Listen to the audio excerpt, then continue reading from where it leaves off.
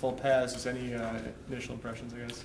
We're in the middle of fall camp. I think our guys, it's good that we're out there getting better, but it was a grind today. We had some guys go down with some injuries. We're on our 5th day. Our activities, just because we're in full pads, didn't change a lot, although we emphasized a blitz period pretty extensively. And I think that's important for our quarterbacks in a new system. To see all the different moving parts out there. There's very few things that can replicate that. So that was good work. Pleased with our upper group. Our lower groups need to continue to improve. How is you said the offensive line always is still a work in progress. Mm-hmm. I know with Gagliardi out for at least a little while. Yeah. Is that coming along, or where's that stand right now? Well, we're in a little bit of a standstill.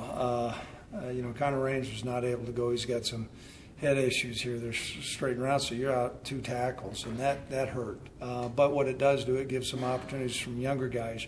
We're not where we want to be right now from that standpoint. The guys are working hard, but I wouldn't say today was a work in progress.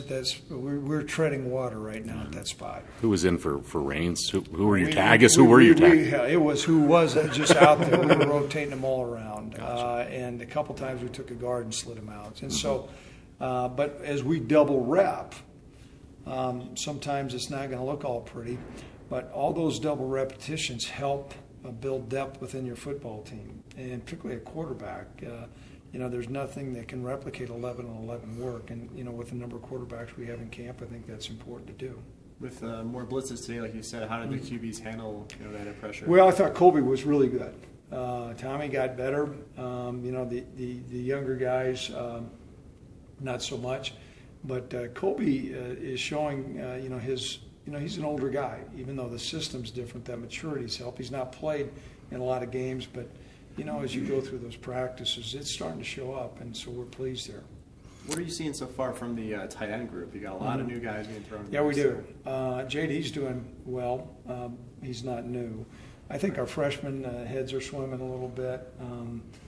The number 2 tight end, and we'll play 2 tight ends a lot. It's probably up in the air right now. But JD's doing some positive things for us, the tight end position. Craig, I know going full pads today. Will you go full pads tomorrow? No. No. What we do, we've got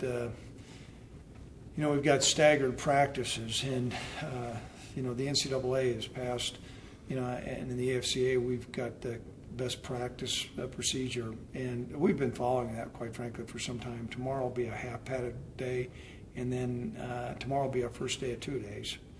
Tomorrow will be a half-padded day in the morning, and in the afternoon we'll be in sweats. And so a lot more mental work, and then the next day after that we'll go back to full pads. Will that afternoon one be more like walkthroughs or special teams, or will it be a normal like? It'll be a pretty robust practice, even though we don't have shoulder pads on. And what we're trying to do is get our players to be in the right position.